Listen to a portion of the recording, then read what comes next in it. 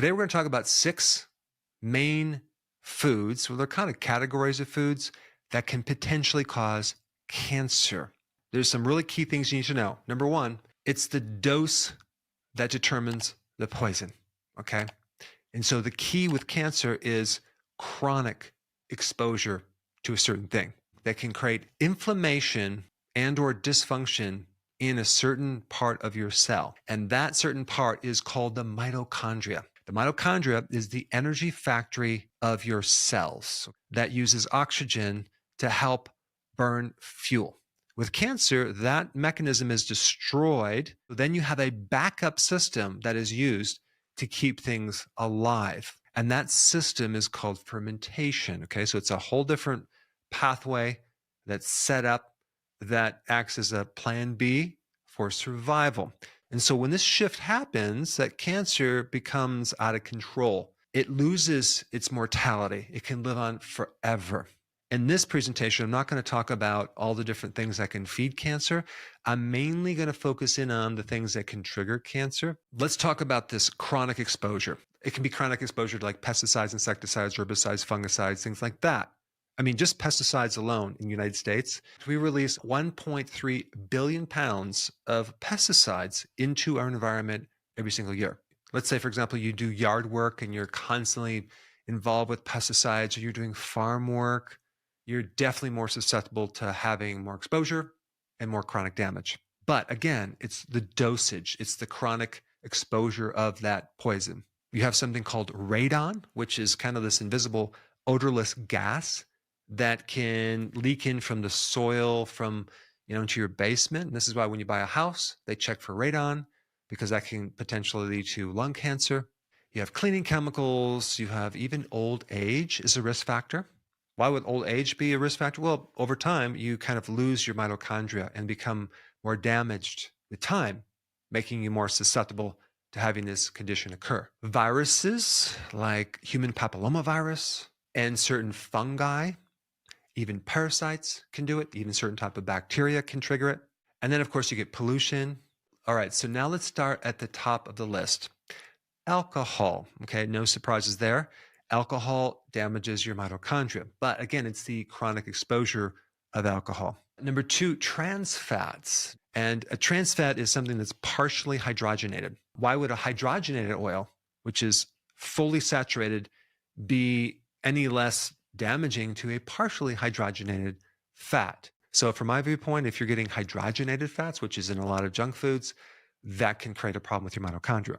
Number 3, burnt or charred meat. There's 2 chemicals that are generated when you burn meat, HCA and PAH, like on the charcoal grill. A couple other things you can do to counter that, you can add garlic to your meats, rosemary, certain spices to help lower the risk factor. Then you have something else called AGEs. What is AGEs? It stands for Advanced Glycation End Products. What is that? That is a compound created when you combine a protein with a sugar under heat, or a protein with a fat under heat. So a couple of examples of that would be barbecued ribs, right? You're heating up these barbecued ribs and you're creating this advanced glycation end products. So there's kind of a situation where the protein fuses together and it can create all sorts of inflammatory processes, especially with your mitochondria.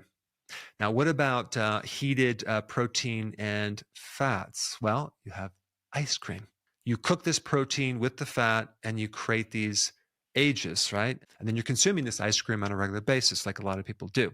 All right, number 5, processed meats. You have nitrates in processed meats that are potentially associated with cancer. Usually people consuming processed meat are also consuming a lot of other things that are probably not healthy. But what they've done with this meat is they've combined red meat with processed meat, and they lumped it into one category, both of those causing cancer, which I have a big disagreement just because the research is so weak. And there's a big difference between grass-fed, grass-finished meat and grain-fed. There's a big difference between red meat and processed meat. And what if you eat red meat without nitrates? So anytime you look at things that cause cancer, you'll see that red meat stuck in there. And so that's one factor that I disagree with, especially since there's nothing in the healthy version of red meat that has been evaluated with any substantial scientific studies that show evidence of it being damaging at all. In fact, I know a lot of people heal their bodies by consuming red meat because there's a lot of things in there that are beneficial. All right, and number 6, ultra-processed foods, okay, aka junk foods. They rebranded junk foods as ultra-processed foods. It sounds a lot better, but the actual foods are not a lot better. Now, remember I talked about chronic exposure, right? Well, guess what? 50% of all of our calories are ultra-processed foods. When we talk about ultra, we're talking about extreme. When we're talking about processed, we're talking about turning something that started out natural into something that doesn't even resemble what it started out to be. You're going through many, many alterations using chemicals, heat, pressure, deodorizing, decolorizing, and you're ending up with this end product that is so refined, so different, so altered, so dead, there's nothing alive in it. You know, people talk about, well, they're just empty calories. It's more than just empty calories. And so when we consume it, we have to pull from our reserves vitamins and minerals to be able to metabolize it. And just think about how much inflammation is created when you're consuming synthetic starches. Not even saturated fats, they're unsaturated fats. They're seed oils, which go through industrial processing and a lot of refining, and they're very, very unstable. I can't think of anything more unhealthy to eat than ultra-processed foods. It hits the bottom of the barrel. And what's really interesting about this is, let's start with maltodextrin. Maltodextrin is considered a starch, not a sugar, even though it reacts like a sugar way more than actual sugar. On the glycemic index, it's way, way, way high. And maltodextrin is an ultra-processed ingredient that is considered generally recognized as safe. It's called GRAS. Generally recognized as safe is something that a company can use. They can basically do their own studies and they can just tell the FDA it's safe. There's no FDA testing on this. People think, oh yeah, it's been tested, but it's only tested by the manufacturing company, and there can be a lot of different shady loopholes with that. Maltodextrin is considered generally recognized as safe, GRAS. We have modified starches, which are GRAS.